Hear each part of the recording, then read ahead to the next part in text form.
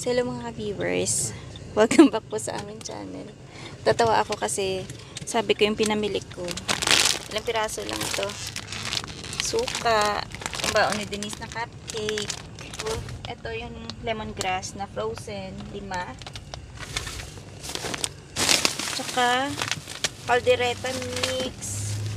Pangsigang. Tsaka yung ano lang. Ginger. Nabili ko. Sabi ko, kung i-convert mo siya sa atin, ano na to? Magkano pa? 800? Convert talaga. Hello, oh! Hindi, ano lang. Tinry lang namin na i-convert. So, ito lahat, ilang items lang. 800 na po lahat to. Kung sa atin. Grabe no? Ilang piraso lang. Ilang items? 800. Ang ito $5. Magkano pa? 200. 200? 200 to? $5 to? Oo, $5. So, ayan po. Itong frozen na lemongrass. Pala kung sa atin to. 200 pala to. Ilang ano lang to. Ilang puno. Ito yung binibili na lang namin kasi mahal din yung fresh, 'di ba? So, ano lang naman yung kukuhanin mo dito? Yung pinakapuno niya, 'di ba, yung lasa. So, pwede naman kasi gagawa po ako ng dinuguan. Kaya ako napabili dun sa Great Asia ng itong lemongrass tsaka yung luya. So, ayan. Hindi na ako nag-video dun kasi mabilis lang naman akong umikot. At, ayan, mamaya ang ulam natin ay dinuguan.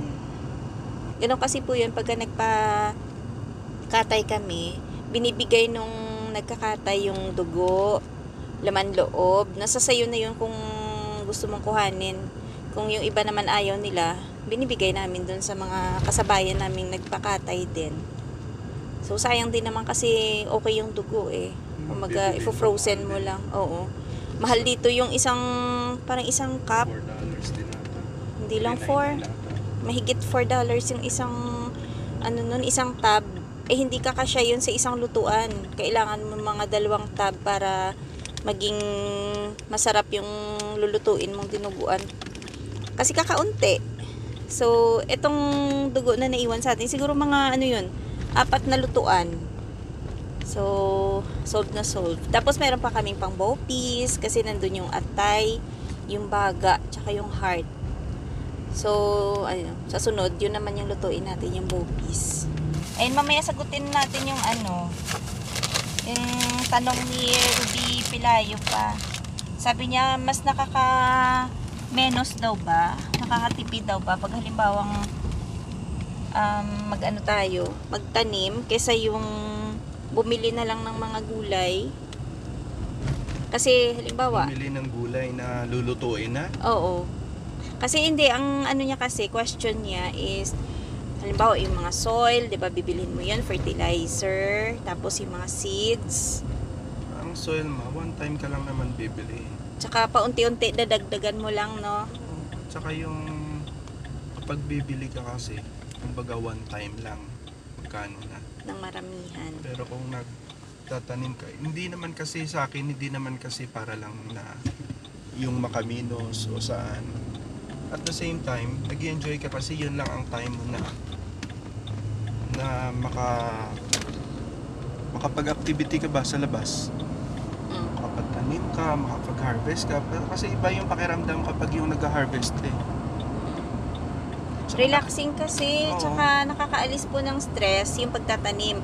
So, ang sagot doon sa tanong niya, menos din naman talaga. Kasi once ka nga lang bibili ng mga lupa, tapos yung mga fertilizer naman, once ka din bibili, pero ilang taon mo nagagamitin yan. Kasi hindi naman all year round, nagagamit po namin yung fertilizer.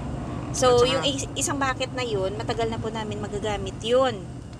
At yung yung seeds naman, palagay natin yung mo doon, yung cost ng isang balot is mga 3 something. $3. Oo, $3. Tunay Eh kung mapatubo mo po yun, ilang beses kang mag-harvest. Basta maalagaan mo lang maigi yung puno, 'di ba? Marami na siyang isisibol kasi. So maraming puno yung yung mapoproduce mo dun sa isang balot ng seeds. At kung maalagaan mo siya ng maayos, madami ka din naman ma-harvest. So siya, sulit.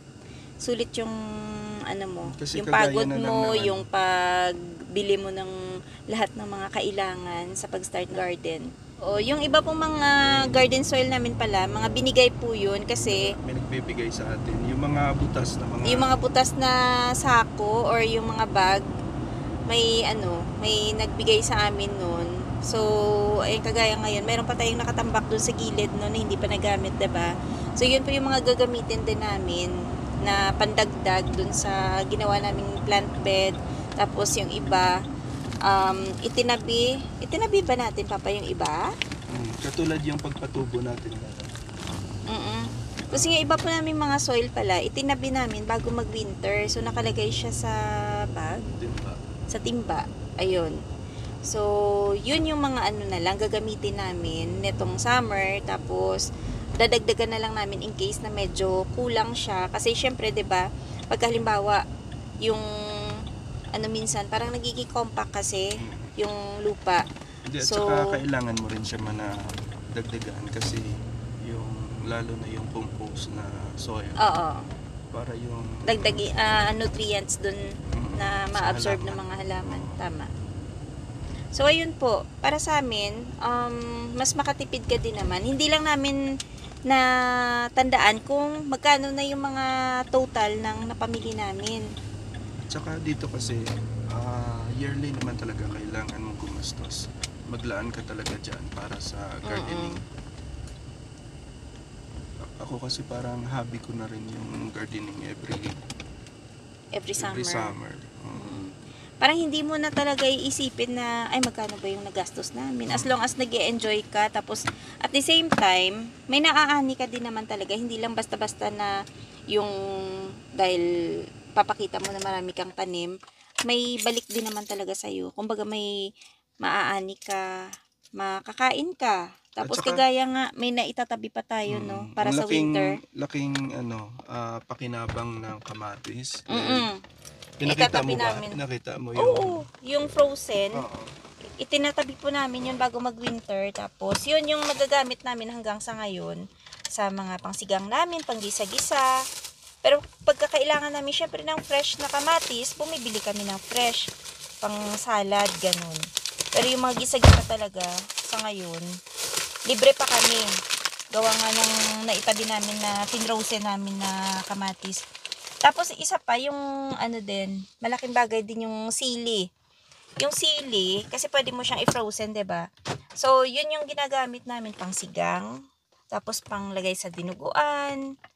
Tapos, ayun, basta marami siyang marami kang matitipid pagka nag-garden ka. Kasi nga, maraming mga dito, mga gulay na pwede mong i-frozen.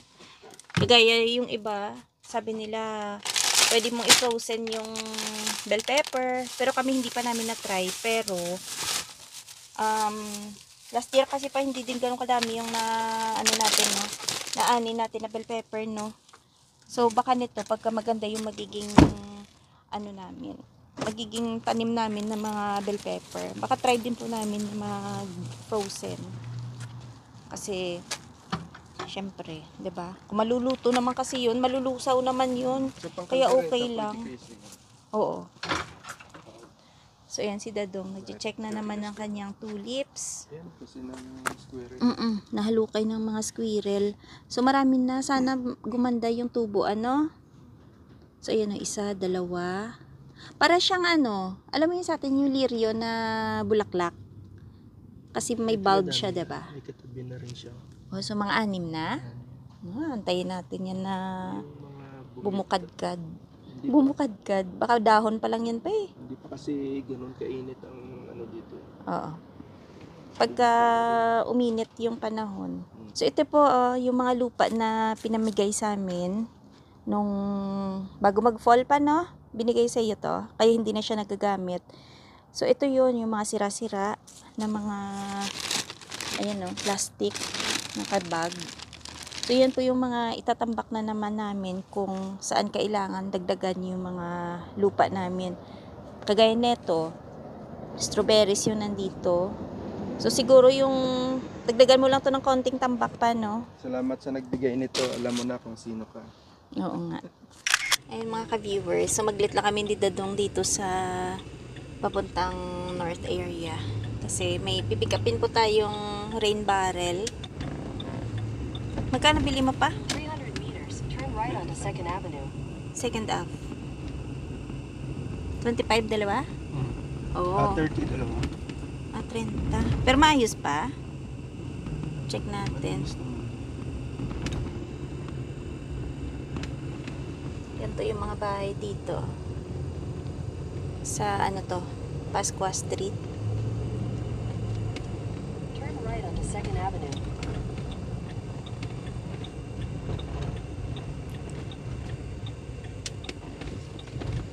Ay, ito yung nililikuan ko pala pagka dito ako nadaan eh, In no? 200 meters, turn left onto Queen Street. Mga bahay dito banda, hindi na rin mga bago eh. Pero oo, okay pa naman. Ayan, oh, cute lang, maliliit.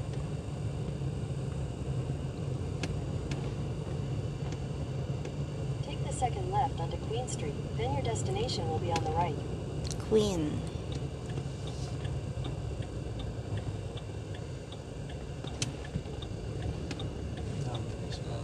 Okay. 753. Your destination is on the right. 7 na? Yun ba? Sa corner. Kala ko ito yung nagbibenta. Ano pala yan, no? Mga paso nila pa, no?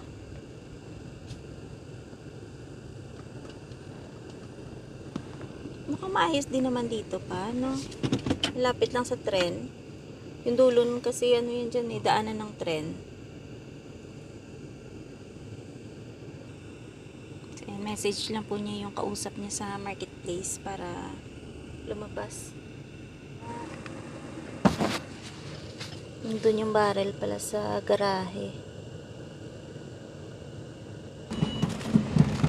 So, ayan na, oh.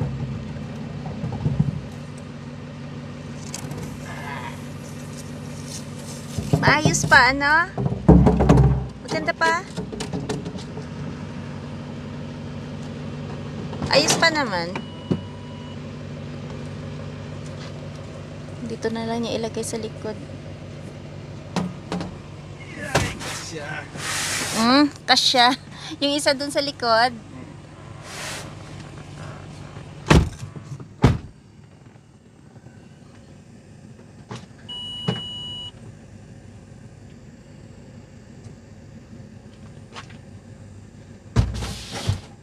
Kasya pala sila dito ng dalawa eh. Oo nga. Ayun. Buti na lang, malaki yung sakyan. Oo nga. So, yun mga ka-viewers. Bale, 30 yung bili ni Dadong sa dalawang barrel. 15 each. 15 each. Pero Yung magkano iba mahal yung, eh. ano niya? Magkano talaga yung unang price niya? Natawaran mo ba yan? Hindi, 15. Ah, 15 talaga. so walang tawad. Pero yung iba kasi, makikita mo, 30, 40. Isang piraso? Oh, Ah. 50. Pero wala ano na, wala butas. Ayun, bago yun. Siguro stock lang nila yan, no? Siguro galing sa company nila. Ay, pwede din. Ayun, Oo. ang dami nila yun. Ay, oo. Ang dami nilang mga stock dun sa garahe. So, yan pa yung ginagawa namin dito pagka ganyan. Pagka may kailangan kaming mga bagay na nakikita naman sa marketplace at maayos pa naman. Sa marketplace na lang po kami nabili. At, ayan. Mura pa. Kasi yung bago niyan, mahal din naman. So, may mga iba siguro na hindi naman nila kailangan. Linisan mo lang siya. Oo. Kasi baka mamaya chemicals yung palagay Yung dyan. laman, no? Yung una ba? Saan mo nabili yun? Marketplace din? Marketplace din. Magkano yun? Parang 20. Oh, mas mahal nga siya, no? So, ayan. Minsan, sa mga pang-garden namin, marketplace din po kami nakakabili ng mga soil, mga compost dati pa, no? Tulad nito kasi yung iba, bibili ng rain barrel, Mm. 100 plus. Mga bago? Oo, yung mga galing depot talaga. Ay, mahal yun. Tapos yung iba galing sa mga online, Mm. Eh, yung kung mga store talaga. sa ano, diyan ka na lang sa marketplace kasi makamenos ka pa, 'di ba? Kumbaga, hindi mo naman kailangan na bago talaga kasi tambakan lang naman siya ng tubig ulan. Hmm. Tsaka okay na 'yan. So, ayan, isa 'yan sa mga ano din, mga kailangan mo din i-provide pagka nag-gardening ka. Pero yun nga sabi namin, yung mga ganyang gamit naman, ano lang yan, hindi naman yan taon-taon bibili ka. Kumbaga, gamitin mo yan sa pangmatagalan na. At kung halimbawa, sa sunod, ayaw mo na mag-gardening, pwede mo din naman yan i-offer sa, ano, for sale, sa marketplace. Diba? Kahit papano, mabawi mo din yung pinambili mo. Kahit na, halimbawa, magkano na lang, no? 10. Tapos nagamit mo siya ng mga 3 taon. Kasi lilinisan mo nga lang naman yan. Benta mo pa nga siya kasi Oo. kasi si Malinis lang naman kasi yan eh. yung si kaibigan natin bumili 100 plus. Oh, bago? Naku, kung ako hindi ako mapapabili ng ganyang Ako rin ano. na. Kasi ano lang eh, hindi mo naman kasi inuman yan eh, no? Pang tubig ulan lang. So yun, maging practical na lang din sa mga ganyang bagay. Kasi, Tsuga-tsuga lang. Tsaka advance kayo tumingin sa marketplace or sa Barads. Kasi paunahan lang kasi ang sistema doon. Pag may nakita ka, message ka kaagad para kumbaga ano mo, show mo yung interest mo agad sa item para ikaw yung unang i-entertain nung nagbebenta. Yun lang naman. Ah, dito niya pala ilagay yung isa. Andito. Para dyan yung bagsak ng tubig. Para, yan yung pandidilig din dito na side. Ang ingay ng drum. Ang isa, dun sa garahe. Meron doon sa Kabilang side. Sabi niya hatiin daw niya tong isa para magiging 4 lahat. Kasi may isa na siya dun sa pinagputulan ng puno eh. Para hindi na ba maghakot-hakot pa ng tubig, no?